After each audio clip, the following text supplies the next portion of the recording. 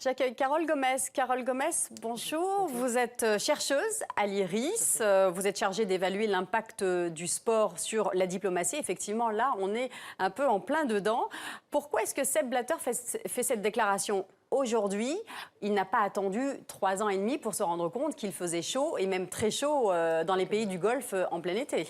Tout à fait. Je pense que pour répondre à cette question, il faut avoir 3 choses en tête.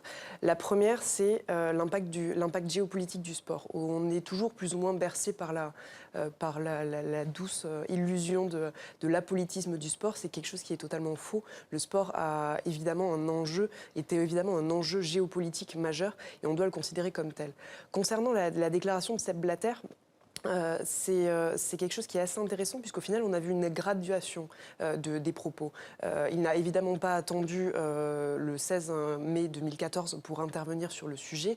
Déjà en juin 2013 et en septembre 2013, il avait remis en question un peu l'attribution du mondial au Qatar, en se posant la question de savoir comment est-ce qu'une Coupe du Monde pouvait avoir lieu dans ces conditions. De même, en octobre 2013, il avait donné une interview à un journal allemand en indiquant certaines poussées politiques européennes qui avaient pu faire basculer le vote de la FIFA. Le dernier élément à retenir, ce serait véritablement par rapport au calendrier. On peut s'interroger sur la pertinence d'un tel propos, alors qu'on est à 3 semaines de la Coupe du Monde au Brésil. Ça déstabilise un peu tout le monde, Ça déstabilise un peu tout le monde, exactement. Et en fait, ce qui est intéressant, c'est que on est à 3 semaines du Brésil. Il y a un certain nombre de problèmes d'organisation, et pourtant Sepp Blatter revient sur l'épisode qatari. Ce qui est intéressant de voir, c'est le mettre en perspective et se rappeler que la semaine dernière, Sepp Blatter a plus ou moins annoncé officiellement sa candidature pour un 5e mandat à la FIFA. Donc on sent bien qu'il y a beaucoup de choses qui s'entremêlent. Il y a la politique, il y a l'économie, parce que ça génère quand même beaucoup d'argent. Mais alors, la chaleur, est-ce que tout de même, ça peut forcer la FIFA à retirer le Qatar, ou est-ce que c'est un scénario possible, envisageable ? Je pense que c'est assez improbable, compte tenu des impacts politiques, économiques, structurels qu'il peut y avoir à retirer une Coupe du Monde à un pays. Ça n'est jamais arrivé jusqu'à présent. Ça n'est jamais arrivé jusqu'à présent. Il y a beaucoup trop d'enjeux qui ont été mis en place. Ça fait depuis maintenant 3 ans. Le dossier qatari, dès sa présentation présentée, était conscient des chaleurs qui pouvaient se dérouler pendant une période estivale en 2022, donc ce ne sont pas véritablement des éléments nouveaux. L'hypothèse de le jouer en hiver, ou en automne ou en hiver, a du coup été évoquée. Oui, mais alors visiblement, ça pose aussi problème pour les pays, parce qu'il y a d'autres compétitions, des championnats au niveau national. Il y aura un double problème. D'une part, avec les JO 2022, qui se dérouleront, les JO d'hiver 2022 qui se dérouleront, qui n'ont pas été attribués mais qui se dérouleront à ce moment-là. Donc il ne faut pas qu'il y ait une concurrence entre les 2 événements. Et d'autre part, il y a aussi les championnats européens, principalement, mais aussi sud-américains et dans tout le reste du pays. Mais alors, pays. qui a reçu des pots de vin, puisqu'il est question de pots de vin ?